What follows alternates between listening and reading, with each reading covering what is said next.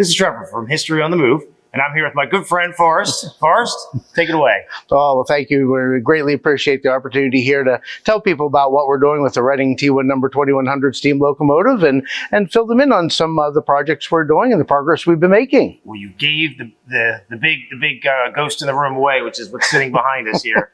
Tell us who.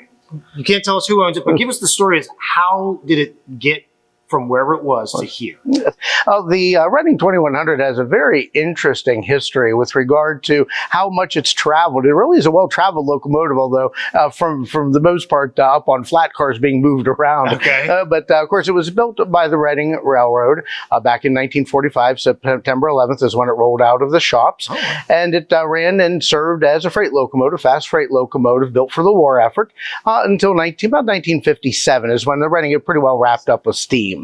And the 30 of these that were built, they were all converted from smaller 280 consolidation locomotives because the War Production Board at the time wouldn't let Reading buy or build new steam. They had to rebuild what they had. And they took the word rebuild very liberally.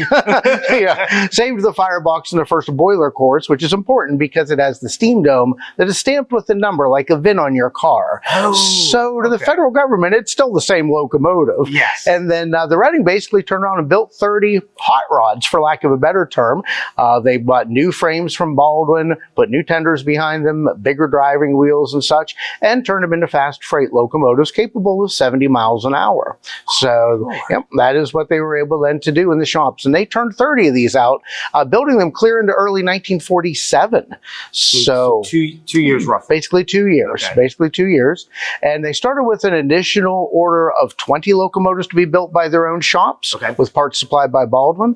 But they then expanded it with 10 more. And those last 10 then also had roller bearings not only on the front engine truck and the trailing truck under the firebox and tender, but also roller bearings on the main drivers as well. So 2100 has friction bearings on its drivers? Yes, it has the plain bearings on the main drivers because Timken couldn't supply those in time because the War Production Board had Timken sending bearings to other needs. Right. So yeah, right. It was not Timken's fault at all. Under government, basically orders, they had to provide bearings for other purposes that were in more need for the war effort rather than supply them to the first 20 T1s. Yeah. Yeah. So go back and tell me a little bit more about the 280s that these were taken from the 10 essays. The I-10 essays. I-10 essays. Mm-hmm.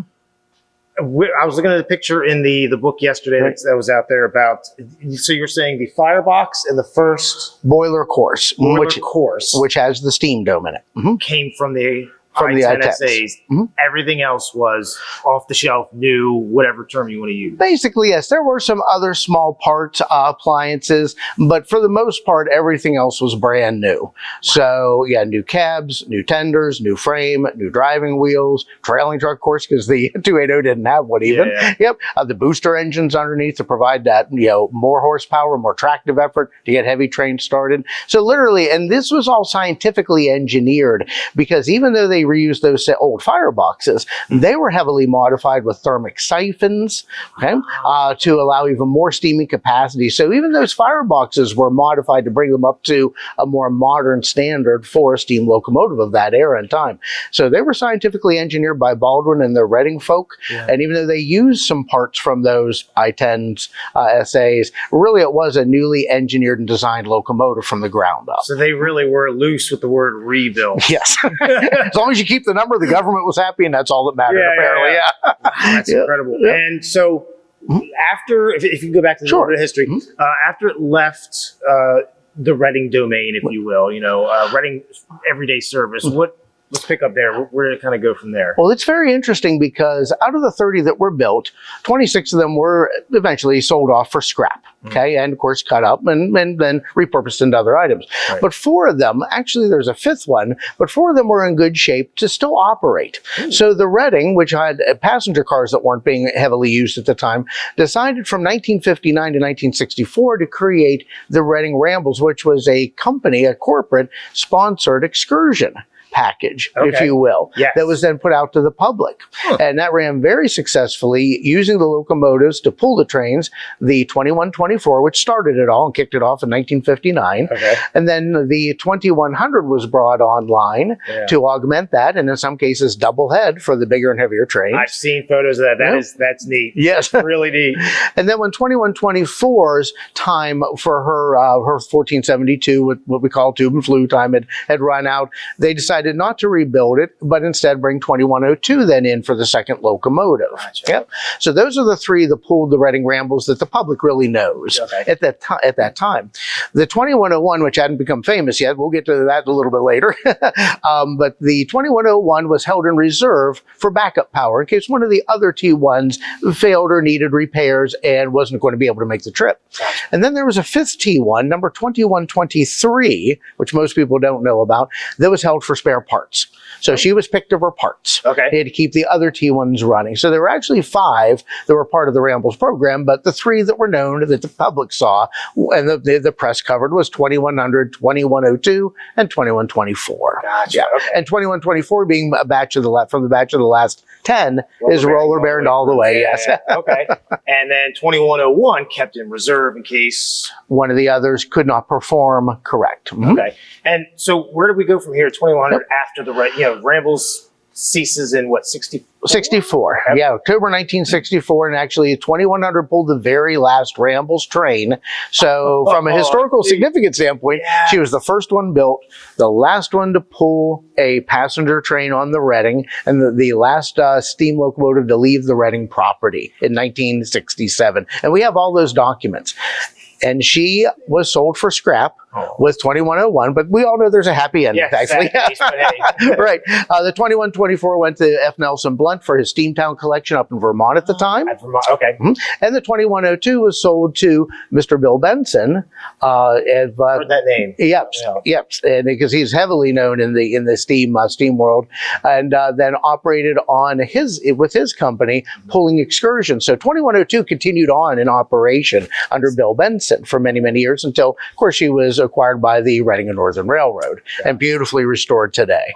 And it's a gem. And hats off to that whole crew and the Reading and Northern, Mr. Andy Muller and the steam crew. They did a fantastic job. Beautiful sight to see, and she'll be running for many, many, many years. So we're very thankful for that.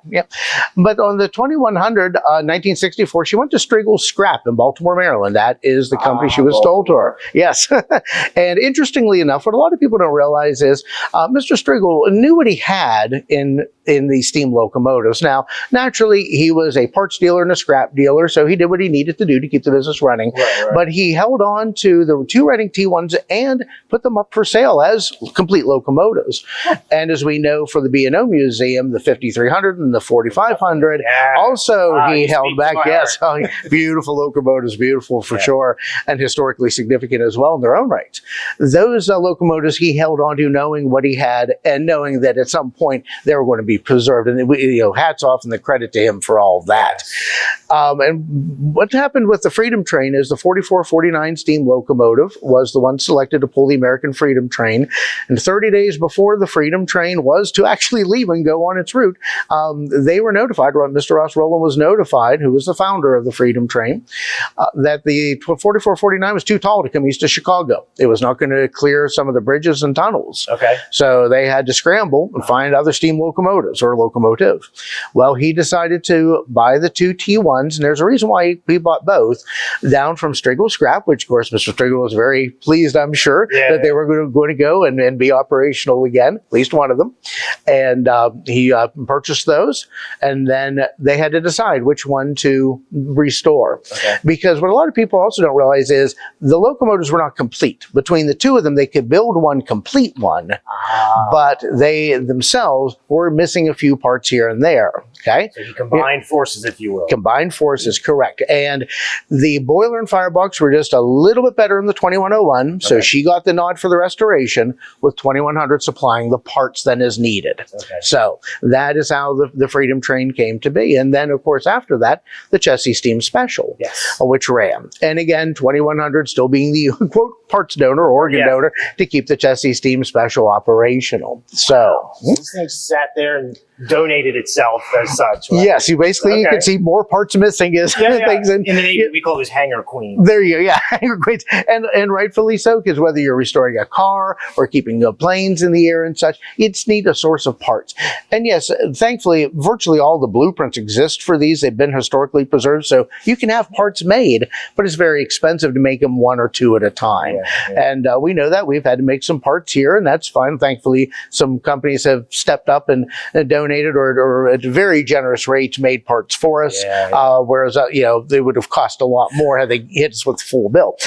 So we're very thankful for that. I just need one firebox, or I just need one of this, one of that. Right, correct, yeah. Especially if the casting doesn't exist anymore, now it has to be done with CNC machines and such. All doable, but now you're paying for that setup to make one part. Wow. And, but that gets to be tough. Well, hats off to the people that have helped you. That's a generous nod from companies that have donated their time, their labor, or a generous bill at the end that's not as as a full length.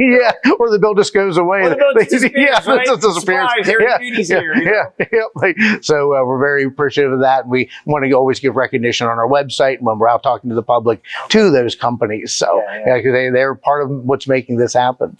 But then coming forward, that would have probably been the end of the 2100, because here you have as a parts donor and really as a locomotive, because really what else is going to become of it? Well, she was picked clean, yes. And then, of course, the fire happened with the Chessie Steam Special, where the 2101 was sadly trapped in the roundhouse as it burned to the ground. And the locomotive, yes, was damaged. Could she be restored? The answer is yes. Steve Wickersham, the CMO, said yes, it could be done. But you're going to be getting into every appliance, every valve, every gauge, because of the small little brass or bronze parts. Those have all melted and been damaged.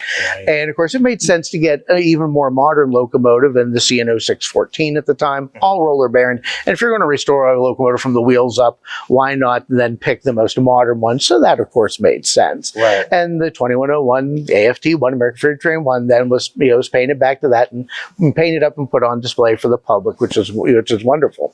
And that probably would have wrapped up 2100's history, because now what's her purpose? She no longer is needed for a parts locomotive. She's already been picked clean. The tenders were swapped because when the fire occurred, there was coal in the coal bunker of the Chessie Steam Special, the 2101, and it warped the sides of the tenders. It buckled them. And you can still see some of that, not in the side stay, but if you go up into coal bunker, you can still see some of that, because the coal burned very hot, and the tender's not meant to burn coal. Yeah, that's the firebox duty. Hold not burn, you got it. So what then occurred is they swapped the tenders, so that way they had a nice straight tender to paint for the American Freedom Train for display, and then the burned up tender was put behind 2100. So here we have a picked over locomotive for all of her good parts and a burned up tender sitting behind her. Now what's to become of her? Well, thankfully, Bill Benson, who is a big Lionel person, contacted Richard Kuhn, talked to him, and the acquisition was made. And Richard Kuhn, we have all the paperwork, spent almost $1 million. It was, if I remember right, $984,000, but please don't hold me that number. It's been a few years since I've seen the paperwork, but it's just still a big number. Oh yeah, back in the late 1980s. So you'd be around $2.5 or so million today, give or take. And had the locomotive completely restored, of course, all new sides put on the tender, so it's all new metal there, and had it beautifully done. But they had nowhere to run it. Unfortunately, it's my understanding that Conrail had thought about doing some type of steam program, and the gentleman that was in charge of it in Conrail passed away unexpectedly. So that, unfortunately, that then didn't come to be. He then donated the locomotive to Porta here in Ohio. So it came here. That didn't work out for operational purposes. So then it got auctioned off to a gentleman named Tom Payne from Canada, and wound up going up to Canada. For the Ontario operation he was going to do, it was not going to be feasible to work the locomotive there at that location. So it went out to the Golden Pacific Railroad out west and ran out there for a few seasons. And that was 2006 and 2007, if I remember right. Fairly recently. Yeah, fairly recently, yes. You have a fully restored locomotive, so, so take advantage of it. You're taking advantage of it, yeah. Now, it was converted to oil at that time, which made sense for where they're going to operate and such. But that operation, after 2 years, did not work out, so the locomotive was basically just put on a siding and put in storage. And this is in what In 2000, this would be in 2008. Actually, up in the state of Washington. Oh, state of Washington. Yeah, state of Washington. Yeah. So that's where it then sat until 2014. Because literally it just sat on that siding out in the elements, just waiting. Yeah. And that is when we contacted the owner, because through the business transactions, a private businessman owner. Mr. Anonymous. Yes, yeah, that is the businessman who actually owns the locomotive. Mm-hmm. We approached him about a plan to bring it back east because it is an Eastern steam locomotive, and as we all know, just like sports teams or other other historic buildings and things, they're very geographically significant in that area to those people. Okay. But sometimes when you get out hundreds or thousands of miles away, not so much so. And nothing against any steam locomotive, but most of your Santa Fe or Union Pacific people, many are out west. Of course, everybody loves the big boy, of course. And of course, the 2484s restored there at Santa Fe are beautiful as well. And then you have the Eastern locomotives, whether it be a B&O locomotive or a Penzi. You're talking Chicago, St. Louis, and East usually for your fan base, for lack of a better word. Yeah. So we made the idea. Let's get it back east here, where it's kind of more home, and then we'll put together the people to do the restoration, volunteers, and also skilled people as well that will volunteer their time, and we will then raise money ourselves to pay for the parts and the professional services that we need, because the locomotive is not eligible for grant money. It is privately owned. Wow. And and most of the grants, virtually all of them, state that the piece of equipment to be eligible has to either be owned by a nonprofit or owned by a municipality, like a city or a state. Okay. So, which of course this locomotive does not fit any of that. So from that standpoint, then we started to do all the footwork, and thankfully we've had many people step up to the plate, either financially or coming here and spending their time. That we've been very blessed and thankful in that manner to get to where we are today. Yeah, so it's been an amazing trip. But that's how the locomotive then wound up here in Cleveland and got us here today. So you can say this is an international locomotive that traveled virtually literally coast to coast. Yeah, because it's been from Baltimore clear out to Tacoma, Washington, as far as I went there and back, although up on flat cars and such. Yeah, but still, it's got some mileage under it. Still moved. Yeah, went across the border and everything. Yeah, we actually had to get our passports updated to go get the stoker. And coming back through customs, trying to explain to the young person that was there what this thing actually was. Yeah. It was kind of interesting. Yeah, that's for a good story to tell later, right? Right. Yeah, how am I going to fill this out in the paperwork? Exactly. So, how did you get from once it came back here? What was the process? Was this the historic B&O Roundhouse that we're in now? Was this kind of already here for you guys? What was the story there? How did this get into this physical location? Yes, and that predates my time a little bit from being on the board of directors, because I joined in 2015, became a member, the treasurer on the board of directors in 2017. But prior to the locomotive even being moved, our prior president had made all the arrangements here with the Midwest Railway Preservation Society to lease a stall and lease what's 99 feet of track outside, because we actually have two tenders. Mr. Tom Payne, when he owned the locomotive up in Canada, he bought a Vanderbilt tender for an extra 20,000 gallons of water. Okay. So we actually still have that as well. So we actually have the second tender. It's somewhere out there. It's out in the back 40. Yeah, it's out in the back lot, but it is there patiently waiting as well. Okay. But that was, they did have, Midwest has always had the opportunity for people to leave their equipment here and store it here. So, of course, and we needed to work on it, so we needed it to be in the building as well. Right. So, we signed a multi-year lease with them. We still keep it up naturally to this day. It's a great home here for us because they allow us to use their machine shop, their wood shop, their fork trucks. So all the other things that a lot of money would have to be spent on, whether it be renting it or buying it outright or leasing it or whatever the case may be, we just have it here. And of course, we also assist them from time to time when they need extra help moving things, or we actually track one day here with them. So trade off there. So it's a fantastic relationship, and many members are joint members. Like I'm a member of both organizations as well. Yeah, I'm on the board of directors of American Steam, but I'm still a member of Midwest as well. Good. Yep. You're kind of bridging the gap, if you will. Bridging the gap, and it works. And many of our members have dual membership, so it's not required, but many do. And so we're always willing to either way to give a hand to each other. So it works out very, very well. And what was it? So at the banquet yesterday, I noticed that there was a large number of young young guns, Yes. as Mr. Wickersham called them. How did you draw these folks in, or did they just come au naturel? Well, natural. Well, we do sometimes, of course, get phone calls or some people coming to the open house events that are held here. But the word of mouth has gotten around well also. And there's a variety of ways you can bring people into organizations and have them want to contribute. The one school of thought, and they're both good, don't get me wrong. The one school of thought is when somebody comes in, you have them do what we call the push the broom and empty the garbage can for 3 months. See if they stick around. If they do, probably they're pretty committed. Yeah. And no doubt that work needs to be done, and we all pitch in and do it. And God help me if I ever say I'm going to empty the sandblast media hopper ever again. 700 pounds and 2.5 hours later. 5-gallon bucket at a time. And a sore back. Sore back in the winter. Both ways. Yeah. Oh yeah, but I got her done. The young ones felt so bad they kept asking me, "Do you want us to take over?" I said, "No, you're doing great. What you're doing, keep going." So, but the other thing is, and both my parents were school teachers, and I'm sure this has helped along the way. But I've also been on boards of directors and volunteered with other nonprofit organizations and with volunteers and such. And one thing I always like to do is find out what people's interests are, see if we can somehow wrap that into what we're doing, and then see if there's a project that they would take a personal interest in or have personal pride in.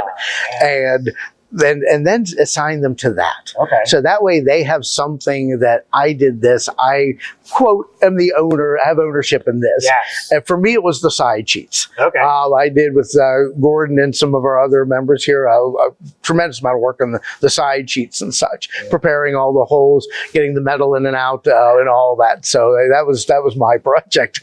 And but for other people, I know we had a young gentleman here, Grayson Littleton's his name. He noticed the bell wasn't real, or the whistle wasn't real shiny. And he said, "My father and I do steam tractors." He was 17 at the time. "Can I bring my polishing equipment in?" Sure. Yeah, go for it.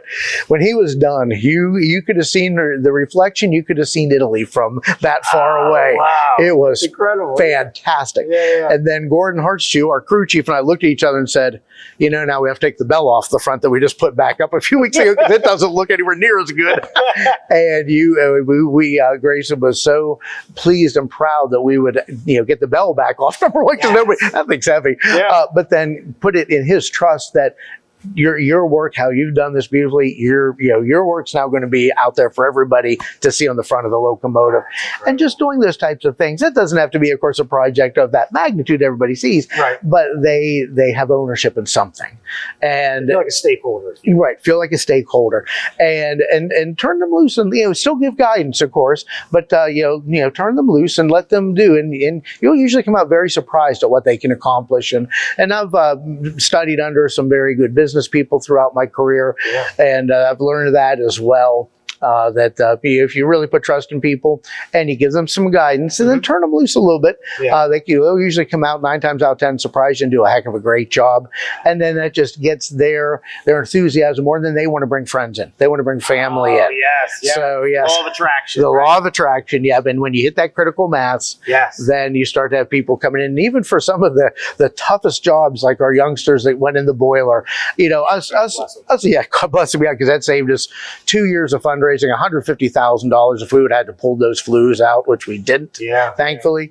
But with regard to that, they went in and did all that work, and they happily did it for week after week, month after month. Young, unbroken body. Yes, right? And they bonded over all of it. And they've actually themselves never known each other before in life, have gone and done road trips together, even as far out west as like to Durango and Silverton. It's the bond of being a rail fan almost, but yet getting involved as well. It creates that camaraderie, right? Correct.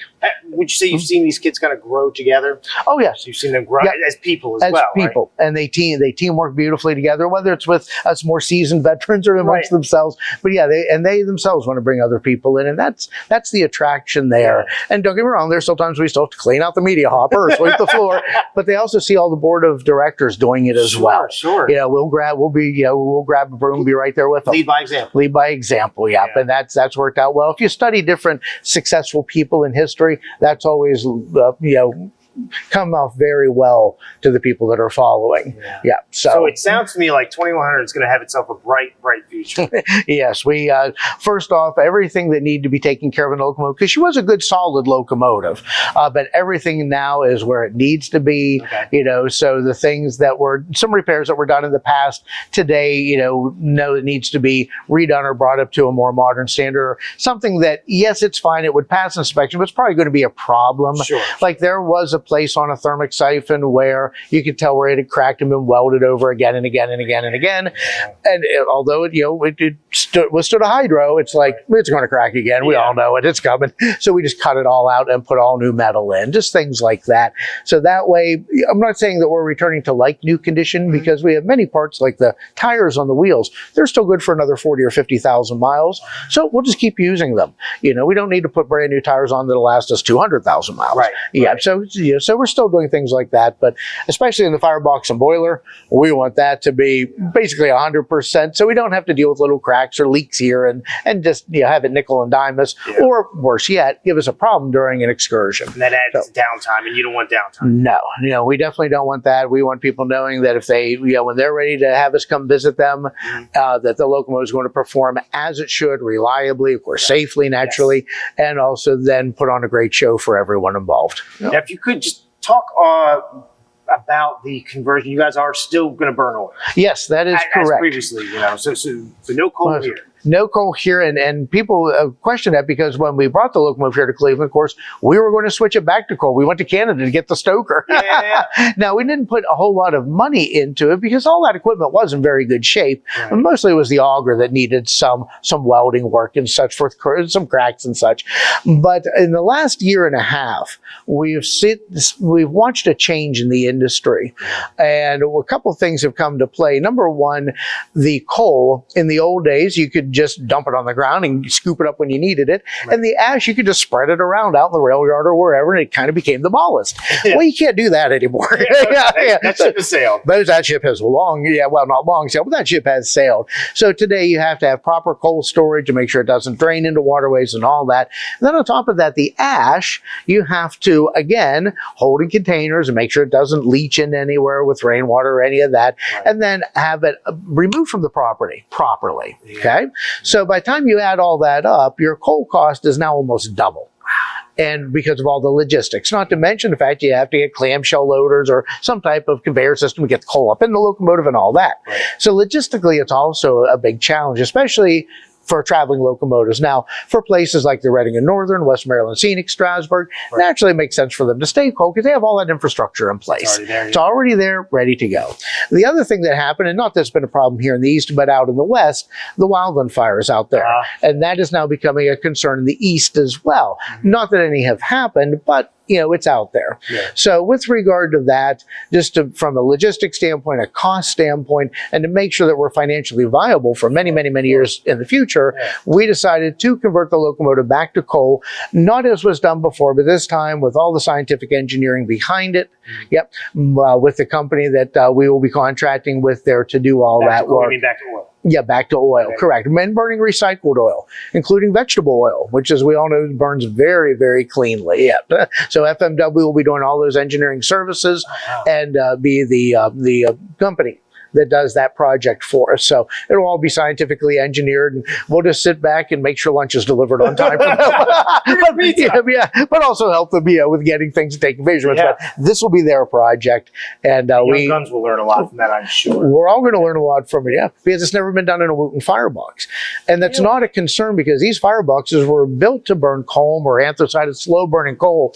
And as Steve Wickersham has stated to me many, many times, of course, our keynote speaker here this weekend, he said, we just burn soft bituminous. It was good West Virginia bituminous. He said the fireboxes love it because they were built to burn the stuff that really didn't burn great for a steam locomotive. Good if you're heating your house, I guess. But on the steam locomotive, where you want it to burst and explode more or less and have the gases burn, that intense heat. And he said the bituminous, it really even brought them up to the next level with the combustion and how well they steamed. So to do it then with oil as well, FMW sees no concerns or issues at all. It just comes down to getting the draft right and the pan right and all that. So, and we have full confidence that they'll be able to do that. They've done this before, and as soon as they get the measurements here, we're sure that they'll have a scientifically engineered, beautifully oil burning firebox here for us. So is there a projected run date for 2100? It all comes down to how fast does the money come in. We all like to say in the industry. As is the steam world. Yes, let's say, or any museum actually, or any project, things move at the speed of money. Yeah, that is true. But the bottom line is we can be running within a year. Oh, yeah, incredible. We're 170,000 away from that standpoint, running in a year. So our goal is to actually have the locomotive fired next spring sometime, and then also hopefully doing some break-in movements late in 2024 or early 2025. So that way by early to mid 2025, she's ready to do some excursions. Oh my God, that's incredible. That's incredible. Things are moving. Things are moving. And thankfully the locomotive has been gone through, the tender's been gone through. We're not expecting any surprises whatsoever because everything's been taken apart, inspected. Yes, we still do have some things that need done. There is some rust on one of the pilot bearings in the engine truck up front. So that is something that Timken and our contractors will have to take a look at to see, is it just surface rust? Can it be flushed and everything will be okay? Or we may have to have a bearing replacement, but we have that all built into the funding there. So so from that standpoint, we should not have to go back and ask for a lot more. So in big picture, what is the big draw when 2100 goes out on the rails and people ooh and all over? What type of reaction do you want? Whether it's from somebody riding a coach, somebody that's trackside, what feelings and emotions do you want to evoke out of them with this behemoth? Well, pride in, number one, what our ancestors did, what our parents, our grandparents, our great-grandparents did, and what it really took to build this nation. Pride in, of course, our country here, and what all it provides to the citizens and to the world as well. So just to have that and make people understand the importance of what was done for the life we have today. I mean, I built my life, my career in technology. I'm a techo geek. I'll be the first to admit it. I love writing code. I love building computers and all that. Enjoy that. But I also like restoring a car. And I've done that. I restored a house. Never do that again. But we have a beautiful house. One done. We're still living in it. It's beautifully done. But oh my God, refinishing woodwork that they painted robin egg blue. That was a lot. But from that standpoint, to have people come out and be able to, number one, enjoy it. I've always enjoyed steam locomotives because it's a mechanical piece of equipment you get to see operate. So, and I've always enjoyed that. And then plus you can hear it. You can see it. You can smell it. You can, and if you're close enough and something kind of blows your way, you can actually taste it. So it really is a piece of mechanical equipment that really does truly excite virtually all the human senses, and that's really, I think, is the lure, at least to me, of a steam locomotive. So what would be something, if you want to, let's talk to the people real quick about how can they donate? How can they give of themselves to this massive project? Well, thankfully we have many ways, whether it's just a straight up donation, of course, but we also have wonderful items in our gift store, high quality items of shirts, hats, hoodies. Thank you. And also the great raffle that we have going on for people for an opportunity to win $21,000. So we have that as well. So, but also other things, even if you have things around your home. I am a brass train dealer, so if you have old electric trains or a piece of a brass train, for those that know what that is, we can actually give you a donation form that you made a donation, because I can appraise it and value it, and then give you a form for a tax deduction for you. We can do that, or other items as well, whether it be books or other railroad memorabilia. So that way we can go ahead and auction it off or sell it here at on our gift store or one of our open houses. So there's a variety of ways to help there. And same for business owners, any supplies. A lot of people don't realize we go through $1,000 in supplies every month, whether it be sandpaper, spray paint, grinding wheels and discs and all that. Drill bits. We go through about $1,000 a month worth of those items. So that's another way that can, people can contribute and help. And then of course our big one, 80% of this has been funded by volunteers coming in working. Even if it's just once a month or once every other month, we have no minimum hour requirements. You have to go through through a safety training class, of course.